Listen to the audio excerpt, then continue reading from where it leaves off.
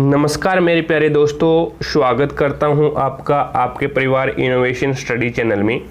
आशा करता हूं आप बढ़िया होंगे और आपकी तैयारी भी बढ़िया चल रही होगी। चलिए बहुत बढ़िया। सभी दोस्तों को गुड मॉर्निंग, सभी दोस्तों को राम राम, सभी दोस्तों को सत श्री अकाल। जैसा कि आप सभी को पता है, हमारी डेली क्लास रहती है सुबह 10 बजे, जिसमें हम जनरल साइंस में फिजिक्स पढ़ रहे हैं और इसमें लगभग हमने 14 क्लासें कवर कर ली है। अगर वो क्लासें अगर आपने नहीं देखी है तो इस क्लास के आई बटन पर उसका लिंक मिल जाएगा, वहाँ से जाकर के वो क्लासें देख लीजिएगा। प्रत्येक क्लास में हमने 50 क्वेश्चन कवर किए हैं, तो 14 क्लासों में हमने 700 क्वेश्चन कवर कर लिए हैं। ठीक है, और आज हमारी 15 नंबर क्लास है, इसमें भी हम 50 क्वेश्चन कवर करने वाले हैं। तो जिसने भी क्लास को लाइक नहीं किया तो एक बार क्लास को लाइक करें, शेयर नहीं किया अपने दोस्तों के साथ में तो एक बार क्लास को शेयर जरूर कीजिएगा, ताकि सभी दोस्तों को क्लास का लाभ मिल सके। चैनल पे नए हैं तो चैनल को सब्सक्राइब कर लेना, पास में लगे बेल आइकन को प्रेस कर लेना। जैसे ही क्लासें लगे तो उसका नोटिफिकेशन सबसे पहले आपको पास पहुंच जाए और आप तुरंत उसका लाभ उठा सको। चलिए फ्रेंड्स, आज की क्लास का फर्स्ट नंबर क्वेश्चन देखिएगा, आपके सामने है। सेल्सियस पैमाने में ताप को किससे प्रदर्शित किया जाता है? किससे प्रदर्शित किया जाता है? भी ऑप्शन आपके सामने है, डिग्री सेल्सियस से, केल्विन से, या फिर डिग्री फारेनहाइट से, या फिर डिग्री केल्विन से। तो आपका राइट आंसर होगा फ्रेंड्स, वो हो जाएगा डिग्री सेल्सियस से रिप्रेजेंट किया जाता है, डिग्री सी से। ठीक है, डिग्री सी से रिप्रेजेंट किया जाता है सेल्सियस को, और फारेनहाइट को डिग्री एफ से रिप्रेजेंट किया जाता है, और केल्विन को ओनली फॉर के से ही रिप्रेजेंट किया जाता है। केल्विन को डिग्री में रिप्रेजेंट नहीं किया जाता। तो ए ऑप्शन आपका यहाँ पर राइट आंसर होगा। नेक्स्ट क्वेश्चन देखिएगा, अगर सेल्सियस को परम ताप या केल्विन में बदलने के लिए किस फॉर्मूले का प्रयोग करते हैं? अगर सेल्सियस को, डिग्री सेल्सियस को परम ताप यानी टी या फिर केल्विन में बदलने के लिए किस फॉर्मूले का उपयोग किया जाता है? तो आपका राइट आंसर होगा फ्रेंड्स, वो हो जाएगा टी इक्वल होता है, टी बराबर या फिर इक्वल होता है सेंटीग्रेड प्लस 273। इस फॉर्मूले का उपयोग किया जाता है, आप सभी को पता है। जैसा कि सेंटीग्रेड और फारेनहाइट में बदलने के लिए निम्न सूत्र होता है, जैसे कि C/5 होता है बराबर होता है F माइनस 32/9। ठीक है ना, और ये पूरा जो फॉर्मूला होता है, पूरा फॉर्मूला होता है। जैसे नेक्स्ट क्वेश्चन देखिएगा, केल्विन पैमाने पर जल का क्वथनांक कितना होता है? केल्विन पैमाने पर जल का क्वथनांक बताना आपको 273 केल्विन, 573 केल्विन, 373 केल्विन, 173 केल्विन। तो आपका राइट आंसर होगा फ्रेंड्स, वो हो जाएगा 373 केल्विन, यानी सी ऑप्शन आपका यहाँ पे राइट आंसर होगा। ठीक है, नेक्स्ट क्वेश्चन पे लेके चलता हूँ। नेक्स्ट क्वेश्चन देखिएगा, 4 नंबर क्वेश्चन आपके सामने है। मनुष्य के शरीर का ताप 98.6 डिग्री फारेनहाइट है, तो सेल्सियस पैमाने में यह ताप कितना होगा? तो देखिएगा, फॉर्मूला याद रखिएगा आप। एक फॉर्मूला होता है जैसे कि C सेंटीग्रेड अपॉन में 5 बराबर होता है फारेनहाइट माइनस में 32 अपॉन में 9। ये फॉर्मूला होता है, आपस में इसका रिलेशन होता है। ठीक है, तो यहाँ पे अगर इसका सॉल्यूशन करोगे आप, तो सॉल्यूशन करने पे आपको मिलेगा यहाँ पे 98.6 डिग्री फारेनहाइट है, तो 37 डिग्री सेल्सियस हो जाएगा। ठीक है, आपको सी की वैल्यू निकालनी है, एफ की वैल्यू आपको दी गई है, तो आप निकाल सकते हैं आसानी से। ठीक है, नेक्स्ट क्वेश्चन पे लेके चलता हूँ। अगला क्वेश्चन देखिए, ताप को मापने का यंत्र होता है उष्मा तापमापी या फिर तापमापी या फिर केल्विन। तो आपका राइट आंसर होगा फ्रेंड्स, वो हो जाएगा तापमापी होता है। ताप को मापने का यंत्र तापमापी होता है, यानी सी ऑप्शन आपका यहाँ पे राइट आंसर होगा। ताप को मापने का यंत्र तापमापी होता है। तापमापी कई प्रकार के होते हैं, जैसे द्रव तापमापी हो गया, एक डॉक्टरी तापमापी हो गया, एक गैस तापमापी हो गया।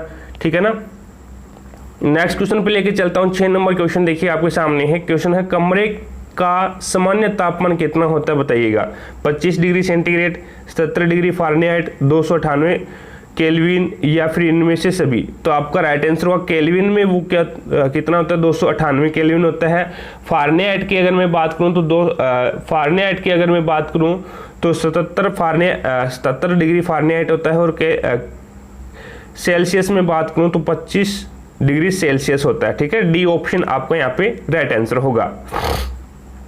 नेक्स्ट क्वेश्चन देखिएगा, ऊष्मागतिकी अवस्था चर कितने प्रकार के होते हैं? 2, 3, 4 या फिर 5। तो आपका राइट आंसर होगा फ्रेंड्स वो हो जाएगा ऊष्मागतिकी अवस्था चर है वो 2 प्रकार के होते हैं, यानी ए ऑप्शन आपका यहाँ पे राइट आंसर होगा। It's okay. नेक्स्ट क्वेश्चन देखिएगा, 8 नंबर क्वेश्चन आपके सामने है। क्वेश्चन है 1 डिग्री फारेनहाइट व 1 डिग्री सेल्सियस में किसका मान अधिक होता है? 1 डिग्री फारेनहाइट व 1 डिग्री सेल्सियस में किसका मान अधिक होता है? 1 डिग्री फारेनहाइट का, 1 डिग्री सेल्सियस का, दोनों का, या फिर कोई नहीं?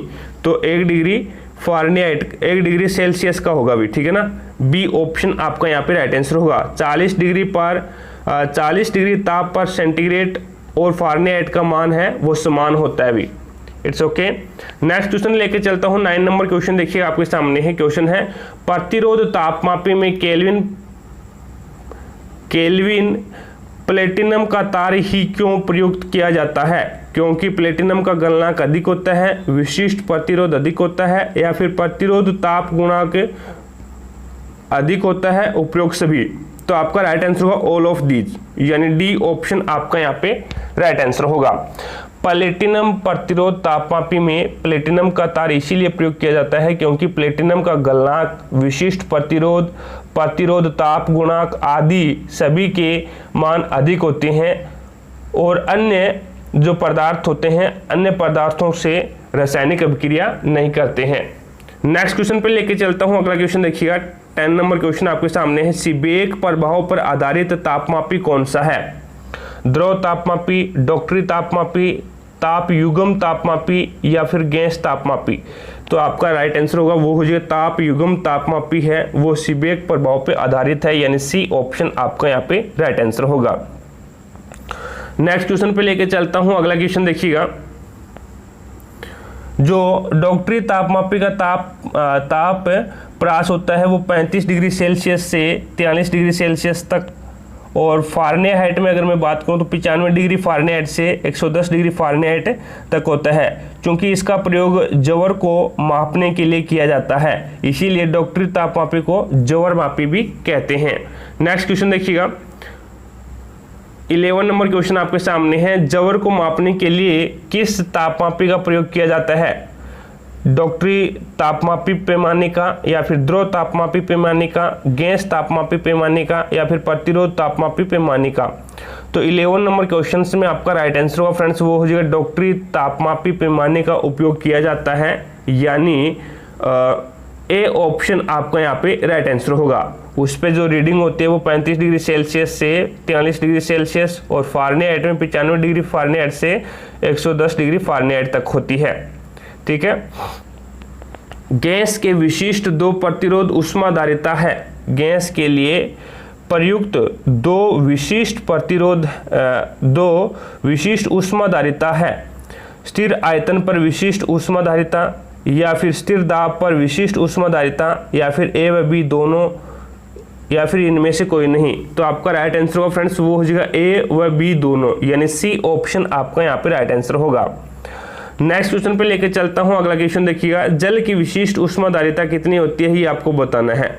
जल की विशिष्ट ऊष्माधारिता तो 4.186 जूल प्रति किलोग्राम, ठीक है, एसआई मात्रक में जल की विशिष्ट ऊष्माधारिता होती है ये 4.186, यानी ए ऑप्शन आपका यहाँ पे राइट आंसर होगा। नेक्स्ट क्वेश्चन देखो भी, द्रव तापमापी में प्राय किस धातु का प्रयोग किया जाता है? पारा का, नाइट्रोजन का, हाइड्रोजन का, हीलियम का? तो आपका राइट आंसर होगा पारे का उपयोग किया जाता है भी, ठीक है, पारे का उपयोग किया जाता है, यानी ए ऑप्शन आपका यहाँ पे राइट आंसर होगा। द्रव तापमापी में प्राय पारे का उपयोग किया जाता है क्योंकि पारा चमकीला, अपारदर्शी व ताप का सुचालक होता है। तथा विशिष्ट ऊष्मा इसकी क्या है, बहुत ही कम होने के कारण यह बहुत ही कम ऊष्मा लेता है और शीघ्र ही नापने वाली वस्तु को नाप लेता है। गैस तापमापी में प्रायः हाइड्रोजन और नाइट्रोजन गैसों का प्रयोग किया जाता है। नेक्स्ट क्वेश्चन देखो भी, 15 नंबर क्वेश्चन आपके सामने है। क्वेश्चन है द्रव तापमापी में जल का प्रयोग क्यों नहीं किया जाता? क्योंकि जल पारदर्शी है, या फिर जल कांच से चिपकता है, या फिर जल का उसमें प्रसार भी असमान है, या फिर उपरोक्त सभी। तो आपका राइट आंसर होगा ऑल ऑफ दीज, यानी डी ऑप्शन आपका यहाँ पे राइट आंसर होगा। नेक्स्ट क्वेश्चन देखो भी, 16 नंबर क्वेश्चन आपके सामने है। क्वेश्चन है किसी विद्युत चुंबकीय विकिरण की ऊर्जा ताप को मापने के लिए किस यंत्र का प्रयोग किया जाता है? बोलोमीटर, ऑडियोमीटर, या फिर वोल्टमीटर, या फिर एमीटर। तो आपका राइट आंसर होगा फ्रेंड्स वो हो जाएगा बोलोमीटर, यानी ए ऑप्शन आपका यहाँ पे राइट आंसर होगा। नेक्स्ट क्वेश्चन देखो भी, किस बिंदु पर फारेनहाइट तापक्रम सेल्सियस तापक्रम का दुगना होता है? फारेनहाइट तापक्रम है वो सेल्सियस तापक्रम का दुगना होता है। तो 165 डिग्री सेल्सियस, या फिर 170 डिग्री सेल्सियस, या फिर 160 डिग्री सेल्सियस, या फिर 185 डिग्री सेल्सियस। तो आपका राइट आंसर होगा 160 डिग्री सेल्सियस, यानी सी ऑप्शन आपका यहाँ पे राइट आंसर होगा। नेक्स्ट क्वेश्चन देखिएगा, 18 नंबर क्वेश्चन आपके सामने है। पारे का हिमांक कितना होता है? पारे का हिमांक है वो कितना होता है? -39 degree Celsius, 38 degree Celsius, 357 degree Celsius, या फिर 45 डिग्री सेल्सियस। तो आपका राइट आंसर होगा -39 डिग्री सेल्सियस, यानी ए ऑप्शन आपका यहाँ पे राइट आंसर होगा। पारे का हिमांक व क्वथनांक क्रमशः -39 डिग्री सेल्सियस और 357 डिग्री सेंटीग्रेड होता है भी, ठीक है ना। हिमांक होता है, जो क्वथनांक होता है पारे का, वो 357 डिग्री सेल्सियस होता है। नेक्स्ट क्वेश्चन देखो भी, किसी आदर्श गैस के लिए रुद्रोष्म प्रक्रम होगा पीवी बराबर नियतांक, या फिर टीवी नियतांक, या फिर पीवी गामा नियतांक, या फिर पीटी गामा नियतांक। तो आपका यहाँ पे राइट आंसर होगा फ्रेंड्स वो हो जाएगा पीवी गामा नियतांक, यानी सी ऑप्शन आपका यहाँ पे राइट आंसर होगा। C option is your right answer. Next question पे लेके चलता हूँ। अगला क्वेश्चन देखिएगा, किसी धातु के लिए अल्फा बीटा और गामा में आपको संबंध बताना है, क्या होता है? अल्फा बीटा और गामा में आपस में जो रेशो होता है वो होता है 1:2:3, ठीक है, 1:2:3, ये आपस में रिलेशन होता है। नेक्स्ट क्वेश्चन देखिएगा, ठोस के रेखीय प्रसार किससे संबंधित है? ठोस का जो रेखीय प्रसार है वो किससे संबंधित है? लंबाई से, क्षेत्रफल से, द्रव्यमान से, कोई नहीं। तो आपका राइट आंसर होगा लंबाई से, यानी ए ऑप्शन आपका यहाँ पे राइट आंसर होगा। ठोस का रेखीय प्रसार लंबाई से, क्षेत्रीय प्रसार क्षेत्रफल से, और जो आयतन का जो प्रसार है वो द्रव्यमान से संबंधित होता है।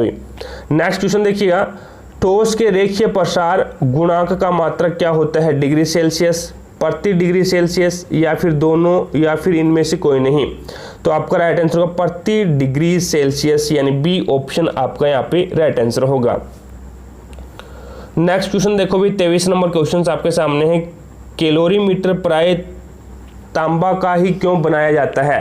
तांबा ऊष्मा का अच्छा चालक होता है, या फिर किसी भी ताप पर तांबे में जल डालने पर शीघ्र ही समान रूप से कैलोरीमीटर में फैल जाता है, या फिर ए व बी दोनों, या फिर इनमें से कोई नहीं। तो आपका राइट आंसर होगा ए और बी दोनों, यानी सी ऑप्शन आपका यहाँ पे राइट आंसर होगा। तांबा ऊष्मा का अच्छा चालक होता है और किसी भी ताप पर तांबे में जल डालने पर वो शीघ्र ही क्या करता है? शीघ्र ही समान रूप से कैलोरीमीटर में फैल जाता है। नेक्स्ट क्वेश्चन देखो भी, द्रवों में प्रसार संभव है रेखीय, क्षेत्रीय, आयतन, या फिर सभी। तो आपका राइट आंसर होगा फ्रेंड्स वो हो जाएगा आयतन, यानी सी ऑप्शन आपका यहाँ पे राइट आंसर होगा। द्रव की कोई निश्चित आकृति न होने के कारण द्रव को जिस बर्तन में रखा जाता है वह उसी का स्थान ग्रहण कर लेता है, इसीलिए द्रव में केवल आयतन प्रसार ही संभव है, आयतन प्रसार ही संभव है। नेक्स्ट क्वेश्चन देखिएगा, 25 नंबर क्वेश्चन आपके सामने है। जल का असामान्य प्रसार होता है 0 डिग्री सेल्सियस से 4 डिग्री सेल्सियस तक जल को गर्म करने पर उसका आयतन घटता है, या फिर 0 डिग्री सेल्सियस से 4 डिग्री सेल्सियस तक गर्म करने पर इसका घनत्व बढ़ता है, या फिर ए व बी दोनों सही है, या फिर इनमें से कोई नहीं। तो आपका राइट आंसर होगा ए और बी दोनों सही है। बी से 0 डिग्री से 4 डिग्री सेल्सियस तक जल को गर्म करने पर उसका आयतन घटेगा, लेकिन उनका जो घनत्व है वो बढ़ता है। ठीक है, तो सी ऑप्शन हो जाएगा, ए और बी दोनों। जल का घनत्व किस ताप पर अधिकतम होता है? 2 degree Celsius, 4 degree Celsius, 6 degree Celsius, 8 degree Celsius. तो आपका राइट आंसर होगा 4 डिग्री सेल्सियस पर जल का घनत्व अधिकतम होता है, यानी बी ऑप्शन आपका यहाँ पे राइट आंसर होगा। नेक्स्ट क्वेश्चन पे लेके चलता हूं। अगला क्वेश्चन देखिएगा, आपको बताना है जल का आयतन प्रत्यास्थ गुणांक कितना होता है। जल का आयतन प्रत्यास्थ गुणांक कितना होता है? तो आपका यहाँ पे राइट आंसर होगा 20.7 इंटू 10 की पावर -5 प्रति केल्विन, यानी सी ऑप्शन आपका यहाँ पे राइट आंसर होगा। आयतन प्रत्यास्थ गुणांक का मात्रक प्रति केल्विन होता है भी। आयतन प्रत्यास्थ गुणांक का मात्रक क्या होता है? तो प्रति केल्विन होता है। ठीक है ना। नेक्स्ट क्वेश्चन देखिएगा, तरल पदार्थों को गर्म किया जाए तो उसके घनत्व पर क्या प्रभाव पड़ता है? घनत्व कम होगा, घनत्व अधिक होगा, ए व बी दोनों, कोई प्रभाव नहीं होगा। तो 28 नंबर क्वेश्चन में आपका राइट आंसर होगा फ्रेंड्स, वो हो जाएगा घनत्व कम होगा, यानी ए ऑप्शन आपका यहाँ पे राइट आंसर होगा। तरल पदार्थों को गर्म करने पर घनत्व कम और आयतन बढ़ता है। पानी के किसी द्रव्यमान को 0 डिग्री सेंटीग्रेड से 10 डिग्री सेंटीग्रेड तक गर्म करने पर वह 0 डिग्री सेंटीग्रेड से 4 डिग्री सेंटीग्रेड तक तो जल का आयतन घटेगा, फिर उसके ऊपर है वो बढ़ने लगता है। नेक्स्ट क्वेश्चन देखिएगा, 29 नंबर क्वेश्चन आपके सामने है। क्वेश्चन है, वस्तु का ताप बढ़ सकता है वस्तु को गर्म करके, वस्तु पर यांत्रिक कार्य करके, ए व बी दोनों ही नहीं। तो 29 नंबर क्वेश्चन में आपका राइट आंसर होगा वस्तु का ताप बढ़ा सकते हैं वस्तु को गर्म करके और वस्तु पर यांत्रिक कार्य करके, यानी ए और बी दोनों सही है, यानी सी ऑप्शन आपका यहाँ पे राइट आंसर होगा। नेक्स्ट क्वेश्चन देखिएगा, ऊष्मागतिकी के किस नियम को ऊर्जा संरक्षण का नियम कहते हैं? ऊष्मागतिकी के प्रथम नियम को, द्वितीय नियम को, शून्य नियम को, या फिर तृतीय नियम को? तो आपका राइट आंसर होगा प्रथम नियम को ऊर्जा संरक्षण का नियम बोला जाता है, यानी ए ऑप्शन आपका यहाँ पे राइट आंसर होगा। ऊष्मागतिकी के प्रथम नियम को ऊर्जा संरक्षण का नियम भी कहते हैं। ठीक है, जिसके अनुसार ऊर्जा को न तो उत्पन्न किया जा सकता न ही नष्ट किया जा सकता, इसे केवल एक रूप से दूसरे रूप में परिवर्तित किया जा सकता है। नेक्स्ट देखो भी, ऊष्मा के यांत्रिक तुल्यांक को किससे प्रदर्शित किया जाता है? जे से, पी से, के से, या फिर एन से? तो ऊष्मा के यांत्रिक तुल्यांक को हम जे से रिप्रेजेंट करते हैं, जे यानी जूल। ठीक है, ए ऑप्शन आपका यहाँ पे राइट आंसर होगा। आपको पता होगा W इक्वल होता है J इंटू क्यू। W यहाँ पे कार्य हो गया, J जूल हो गया जो ऊष्मा का यांत्रिक तुल्यांक है, और Q यहाँ पे ऊष्मा हो गई। ठीक है, नेक्स्ट क्वेश्चन देखिएगा, 32 नंबर क्वेश्चन देखिएगा आपके सामने है। चलिएगा क्वेश्चन देखो भाई, 32 नंबर क्वेश्चन आपके सामने है। Del Q equal del U plus del W समीकरण ऊष्मागतिकी के किस नियम से संबंधित है? प्रथम नियम से, द्वितीय नियम से, शून्य नियम से, या फिर तृतीय नियम से? तो ये प्रथम नियम से रिलेटिव है भी, यानी ए ऑप्शन आपका यहाँ पे राइट आंसर होगा। डेल Q है वो यहाँ पे परिवेश द्वारा निकाय को दी गई ऊष्मा को रिप्रेजेंट कर रहा है।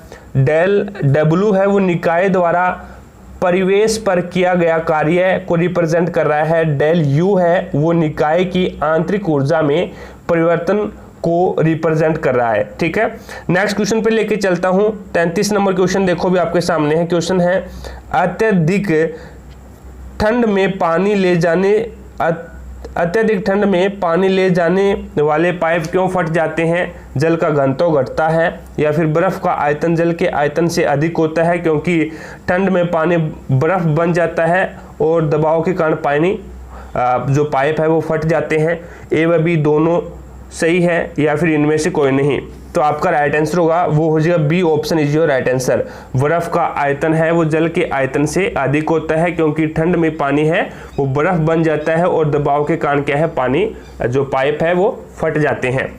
नेक्स्ट क्वेश्चन देखिएगा, 34 नंबर क्वेश्चन आपके सामने है। ऊष्मागतिकी का शून्य नियम किससे संबंधित है? ताप से, आयतन से, दाब से या फिर द्रव्यमान से? तो आपका राइट आंसर होगा फ्रेंड्स वो हो जाएगा ताप से है, यानी ए ऑप्शन आपका यहाँ पे राइट आंसर होगा।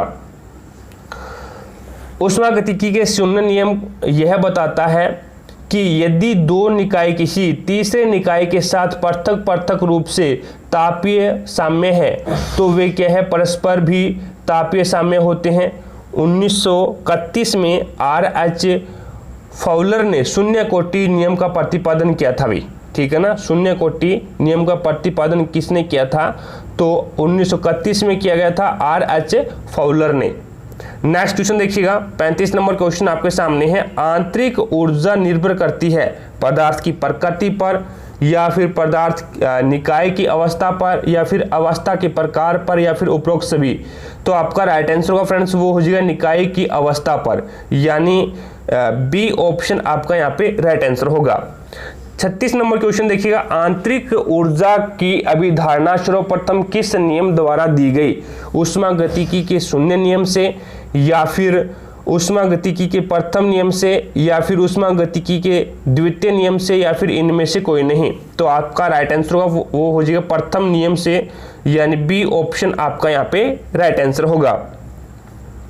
नेक्स्ट क्वेश्चन देखिएगा, वह प्रक्रम जिसमें निकाय विभिन्न अवस्थाओं से गुजरता हुआ अपनी प्रारंभिक अवस्था में लौट आता है कहलाता है? चक्रीय प्रक्रम, समतापी प्रक्रम, समदाबी प्रक्रम या फिर समआयतनिक प्रक्रम? तो 37 नंबर क्वेश्चन में आपका राइट आंसर होगा वो हो जाएगा चक्रीय प्रक्रम, यानी ए ऑप्शन आपका यहाँ पे राइट आंसर होगा।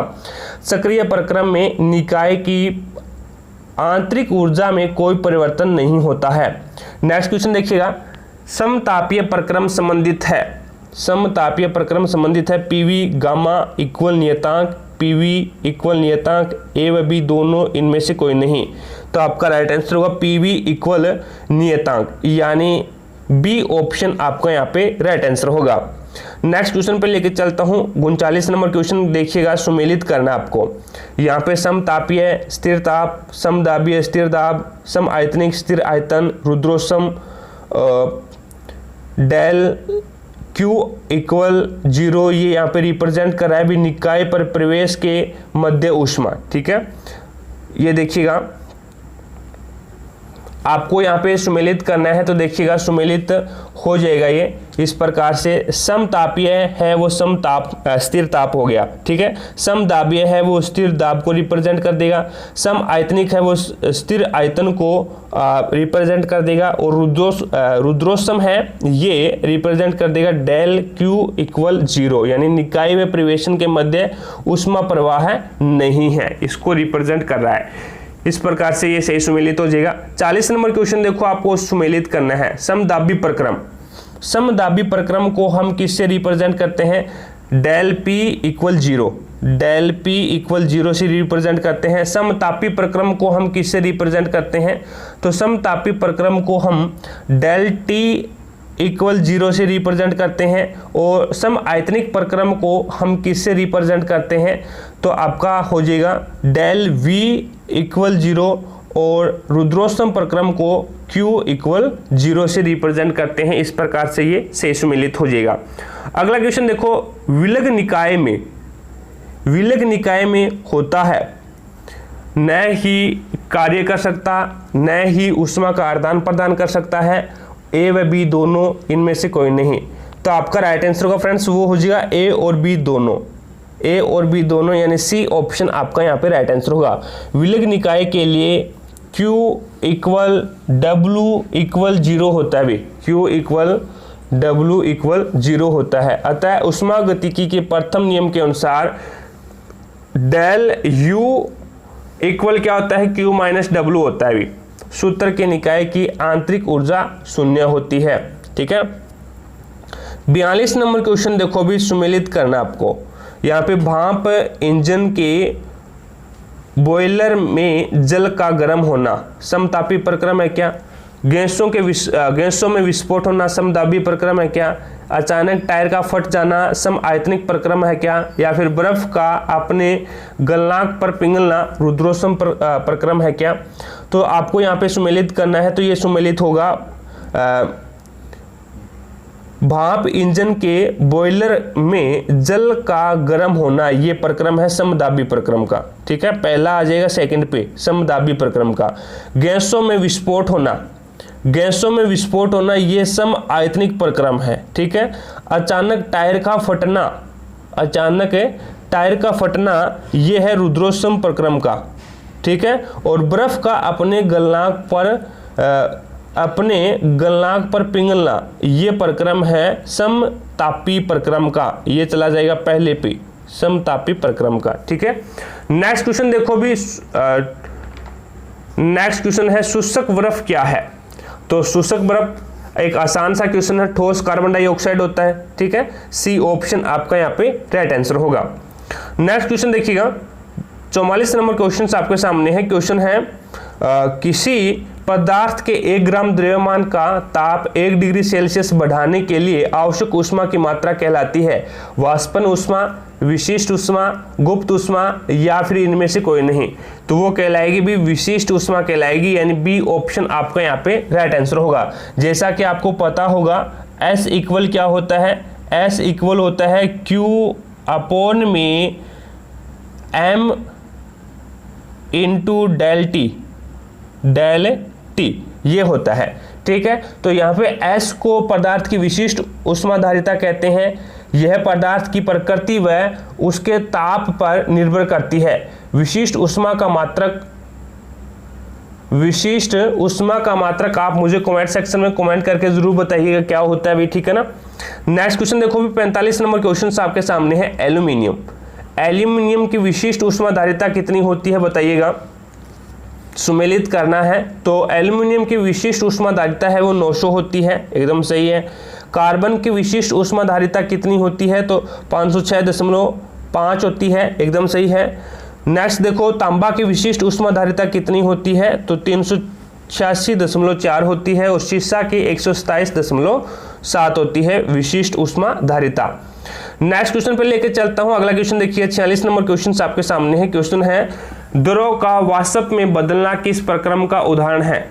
समआयतनिक प्रक्रम का, समतापी प्रक्रम का, समदाबी प्रक्रम का या फिर रुद्रोष्म प्रक्रम का?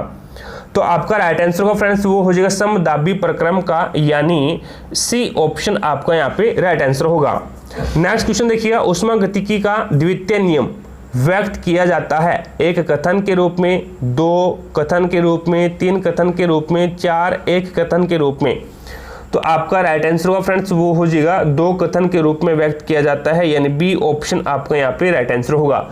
ऊष्मागतिकी का द्वितीय नियम को 2 कथनों के रूप में व्यक्त करते हैं। पहला कथन है इसका ऊष्मागतिकी का प्रथम नियम केल्विन प्लांक का कथन, और ऊष्मागतिकी का द्वितीय नियम क्लासियस का कथन। ठीक है, क्लासियस का कथन। नेक्स्ट क्वेश्चन देखो भी, 48 नंबर क्वेश्चन आपके सामने है। ऊष्मागतिकी का वह कथन कौन सा है जिसमें ऐसा कोई भी प्रक्रम संभव नहीं है जिसका एकमात्र परिणाम किसी ठंडे पिंड से किसी गर्म पिंड में ऊष्मा स्थानांतरित करना हो? केल्विन प्लांक का कथन, क्लासियस का कथन या फिर दोनों ही नहीं, या दोनों ही कथन या फिर कोई भी नहीं? तो आपका राइट आंसर होगा फ्रेंड्स वो हो जाएगा इसमें क्लासियस का कथन, यानी बी ऑप्शन आपका यहाँ पे राइट आंसर होगा। केल्विन प्लांक का कथन है वो ऐसा कोई भी प्रक्रम संभव नहीं है। केल्विन प्लांक का कथन ऐसा कोई भी प्रक्रम संभव नहीं है जिसका एकमात्र परिणाम किसी ऊष्मा भंडार के ऊष्मा का अवशोषण करना तथा उस ऊष्मा को पूर्णतः कार्य में रूपांतरित करना। ठीक है, नेक्स्ट क्वेश्चन पे लेके चलता हूं। अगला क्वेश्चन देखिएगा, ऊष्मा इंजन का भाग है। ऊष्मा इंजन का भाग है, ऊष्मा स्रोत, ऊष्मा सिंक या फिर कार्यकारी पदार्थ या फिर उपरोक्त सभी। तो आपका राइट आंसर होगा ऑल ऑफ दीज, यानी डी ऑप्शन आपका यहाँ पे राइट आंसर होगा। ऊष्मा इंजन एक ऐसी युक्ति होती है जिसमें निकाय द्वारा चक्रीय प्रक्रम पूरा कराया जाता है, जिसके फलस्वरूप ऊष्मा कार्य में रूपांतरित होता है। नेक्स्ट 50 नंबर क्वेश्चन देखिएगा। रोगी की शिकाई गर्म जल की बोतल से क्यों की जाती है? जल की विशिष्ट ऊष्मा अधिक होने के कारण यह अधिक समय तक गर्म रहता है, या फिर जल की विशिष्ट ऊष्मा कम होती है, या फिर गर्म जल की बोतल में जल गर्म रहता है, या फिर इनमें से कोई नहीं। तो आपका राइट आंसर होगा जल की विशिष्ट ऊष्मा अधिक होती है, जिसके कारण क्या है, यह अधिक समय तक गर्म रहता है। तो ए ऑप्शन आपका यहाँ पे राइट आंसर होगा। तो आशा करता हूँ फ्रेंड्स आज की क्लास में हमने 50 क्वेश्चन कवर किए हैं, सभी क्वेश्चंस आपको समझ में आ गए होंगे। अगर फिर भी कोई भी क्वेश्चन में आपको डाउट लगती है तो मुझे कमेंट सेक्शन में कमेंट जरूर करें, आपकी डाउट को क्लियर किया जाएगा। क्लास पसंद आई है तो दिल से लाइक करना दोस्तों, ज़्यादा से ज़्यादा शेयर भी करना अपने दोस्तों के साथ में, ताकि सभी दोस्तों को क्लास का लाभ मिल सके। चैनल पे नए हैं तो चैनल को सब्सक्राइब कर लेना, पास में लगे बेल आइकन को प्रेस कर लेना, जैसे ही क्लासें लगे तो उसका नोटिफिकेशन सबसे पहले आपको पास पहुंच जाए और आप तुरंत उसका लाभ उठा सको। तो आज की क्लास में इतना ही फ्रेंड्स, मिलेंगे हम नेक्स्ट क्लास में, तब तक के लिए जय हिंद, जय भारत।